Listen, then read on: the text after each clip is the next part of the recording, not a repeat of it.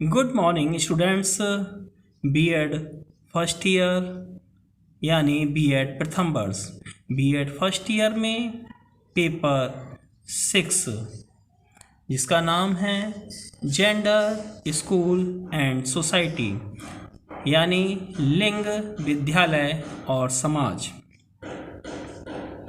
Unit 3 इकाई 3 के अंतर्गत आज हम लोग जानेंगे aspects of gender identity part 1 अर्थात लिंग पहचान के पहलू भाग 1।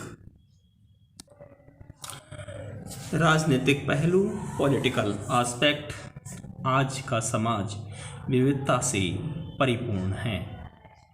इसमें कई प्रकार के समूहों को स्थान प्राप्त हो चुका है, लेकिन सभी समूहों को यथोचित स्थान प्राप्त हो यह एक समस्या है। सभी जाति, सभी धर्मों, सभी वर्गों, सभी लिंगों को उनकी पहचान देना एक चुनौती है। इस चुनौतीपूर्ण कार्य को लोकतांत्रिक सिद्धांतों के कारण हासिल किया जा सकता है। लोकतांत्रिक सिद्धांतों में से कई महत्वपूर्ण सिद्धांत अस्मिता दिलाने में महत्वपूर्ण हैं। समानता, स्वतंत्रता, अधिकार और न्याय। ये चारों सिद्धांतों का क्रियान्वयन होने की अवस्था में अस्मिता का संकट समाप्त हो सकता है और सभी समूहों को उनकी पहचान मिल सकती है। समाज में लैंगिक अस्मिता प्राप्त करने के राजनीतिक कारक बहुत महत्वपूर्ण हैं। राजनीतिक दृष्टिकोण के आधार पर अस्मिता के संकट के 3 राजनीतिक कारण हो सकते हैं। नंबर 1, अल्पसंख्यक होना। नंबर 2, परंपरागत वर्चस्व। और नंबर 3, विशेषाधिकार। इन्हीं 3 कारणों में से किसी एक, 2 या तीनों कारणों के कारण अस्मिता संकट में पड़ जाती है। लैंगिक अस्मिता के प्रमुख कारण हैं परंपरागत वर्चस्व। भारतीय समाज के संदर्भ में सदियों से पुरुषों का वर्चस्व होने के कारण ये अब परंपरा का रूप ले चुका है। अब वही परंपरागत वर्चस्व लैंगिक अस्मिता के मार्ग में सबसे बड़ी बाधा है। इसी परंपरागत वर्चस्व को हम प्रभुत्व या पुरुषों का प्रभुत्व भी कहते हैं। पुरुष प्रभुत्व का उदय कार्यों के वर्गीकरण के बाद हुआ। कार्यों के वर्गीकरण से पहले पुरुष और स्त्री दोनों ही समानता की स्थिति में थे, लेकिन श्रम या कार्य के वर्गीकरण के बाद शक्ति, योग्यता और बुद्धि के नाम पर महिलाओं की समानता, स्वतंत्रता और अधिकार लुप्त होते गए और समुचित न्याय न मिलने के कारण महिलाओं की पहचान फीकी होती गई। पहचान या अस्मिता का वास्तविक अर्थ भी यही होता है कि जो वास्तव में है।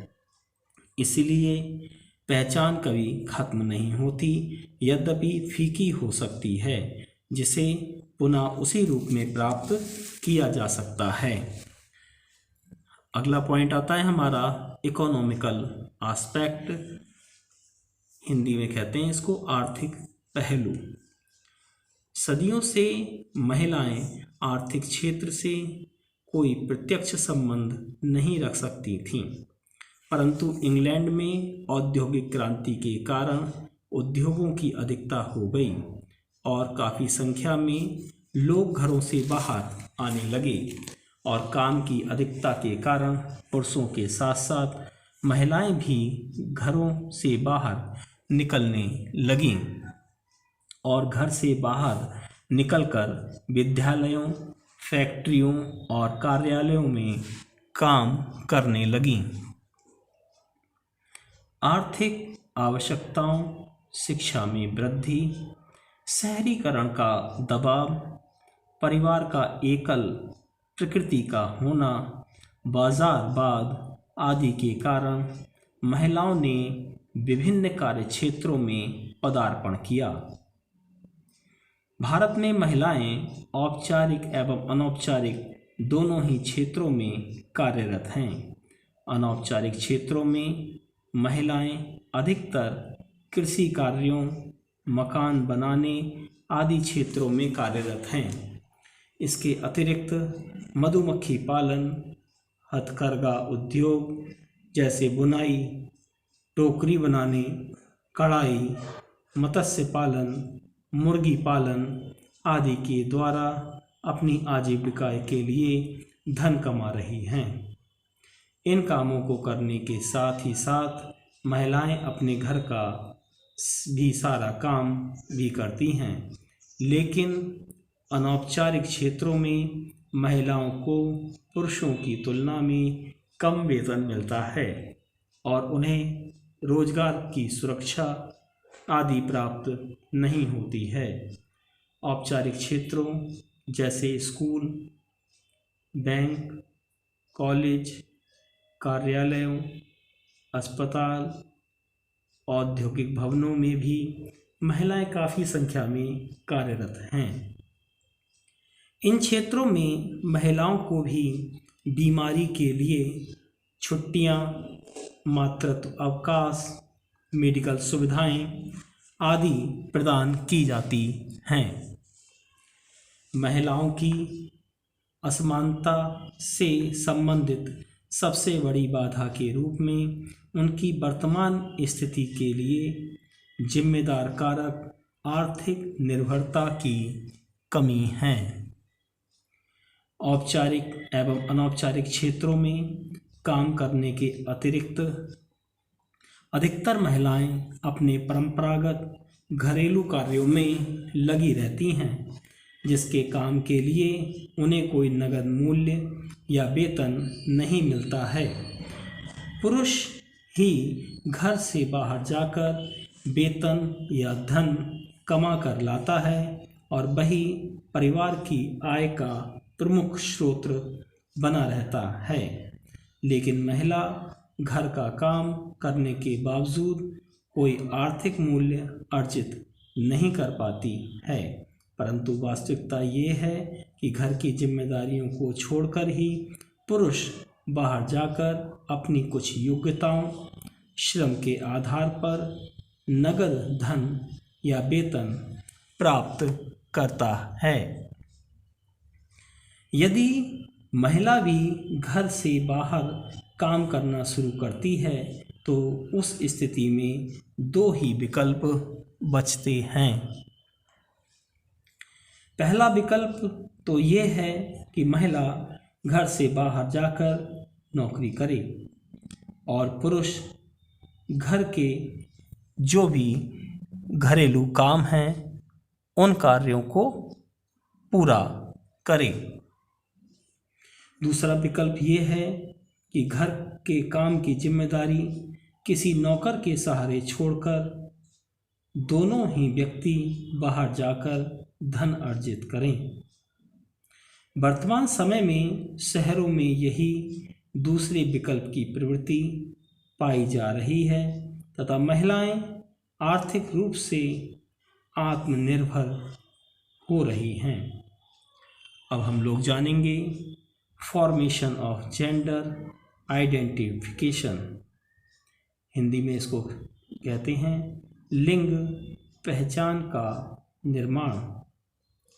लिंग यानी कि जेंडर समाज का आधारभूत तथ्य है जिसके आधार पर ही समाज की गतिविधियों का संचालन, विकास एवं स्वरूप का निर्धारण होता है। लिंग पुरुषत्व एवं स्त्रीत्व के सामाजिक, मनोवैज्ञानिक एवं सांस्कृतिक विशेषताओं, जिनमें से कई जैविक भेद पर आधारित होते हैं, को संदर्भित करता है। समाज की प्रत्येक वस्तु एवं व्यक्ति का निर्धारण भी विभिन्न लिंगों जैसे स्त्रीलिंग, पुल्लिंग एवं नपुंसकलिंग के आधार पर किया जाता है। इस आधार पर लिंग का वर्णन सामाजिक गुणों एवं व्यवहारिक अपेक्षाओं के संदर्भ में भी कर सकते हैं। इसलिए लिंग भेद पहचान के निर्माण के लिए हम निम्नलिखित बिंदुओं के माध्यम से और अच्छी प्रकार से समझ सकते हैं, जिसमें पहला पॉइंट आता है सामाजिक स्थिति में लिंग पहचान, gender identity in social situation. प्राचीन काल से ही भारतीय समाज एक पुरुष प्रधान समाज रहा है, इसलिए स्त्रियों को पुरुषों की अपेक्षा कम महत्व दिया जाता है। लड़कों की पहचान घर का वंश आगे बढ़ाने वाला, घर का चिराग आदि के रूप में होता है। वहीं लड़कियों के जन्म पर घर में कोई भी खुशी नहीं मनाई जाती है और उन्हें घर संभालने वाली के रूप में पहचाना जाता है। इस प्रकार समाज की स्थिति को लिंग भेद बहुत प्रभावित करता है। वर्तमान में दोनों के मध्य समानता लाने के लिए सरकार ने कई योजनाएं चलाई हैं, जिनमें से स्त्रियों के अलग बजट, फार्म में पिता के साथ माता के नाम को सम्मिलित करना आदि है। नंबर सेकंड है आपका gender identity in religious system, धार्मिक व्यवस्था में लिंग पहचान। लोग कई देवी देवताओं को अपना इष्टतम भगवान मानते हैं। इसमें देवताओं के साथ साथ कई लोग देवियों को भी अपना इष्ट मानते हैं, किंतु जब बात उनके ऊपर आती है तो कई धार्मिक स्थान विभिन्न तथा पूजा पाठ के स्थानों से वे स्त्रियों को वंचित रखते हैं। अगला पॉइंट आता है gender identity in the field of education, यानी कि शिक्षा के क्षेत्र में लिंग पहचान।